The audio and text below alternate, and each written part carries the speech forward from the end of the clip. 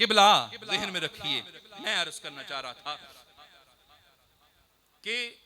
یہ جو دور چل رہا ہے یہ آل محمد علیہ السلام کی شان، آپ کی عظمت، آپ کی رفت کا دور ہے، بلکہ یوں کہہ لیں یہ جو وقت چل رہا ہے یہ اہل بیت کا وقت ہے، یہ جو دور چل رہا ہے یہ انشاءاللہ عزوجل اہل بیت کا دور ہے۔ اور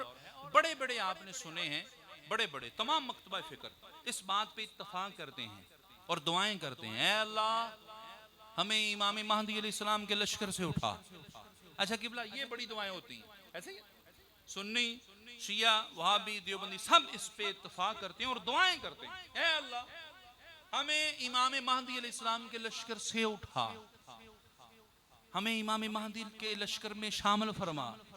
ہمیں امام مہدی علیہ السلام کے لشکر کی اتباع عطا فرما، ہمیں امام مہدی علیہ السلام کے لشکر میں شامل فرما۔ یہ دعائیں کرتے ہیں، لیکن میں عرض کرتا ہوں قبلہ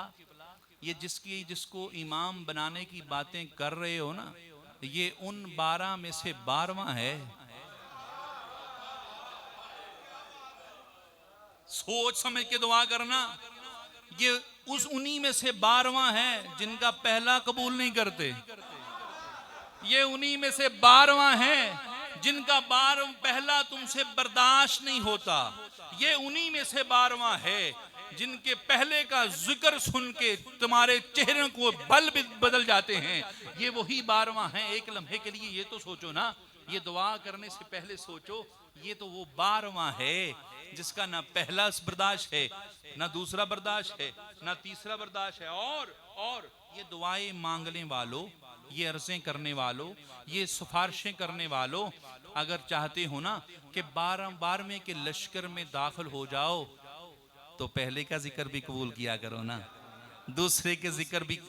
ذکر بھی قبول کیا کرو، تیسرے کے ذکر کو بھی مانو، حضرت سجاد کا ذکر بھی کیا کرو، حضرت جعفر الصادق کا ذکر بھی کیا کرو، حضرت امام باقر کا ذکر بھی کیا کرو، محمد موسیٰ کاظم کا ذکر بھی کیا کرو، علی رضا کا بھی ذکر کیا کرو، محمد تقی اور علی نقی کا بھی ذکر کیا کرو۔ خدا کی قسم یہ نہیں ہو سکتا کہ تم حسن عسکری کا ذکر نہ کرو اور امام مہدی تمہیں اپنے لشکر میں داخل کر لیں، ہو سکتا ہے کہ بلا؟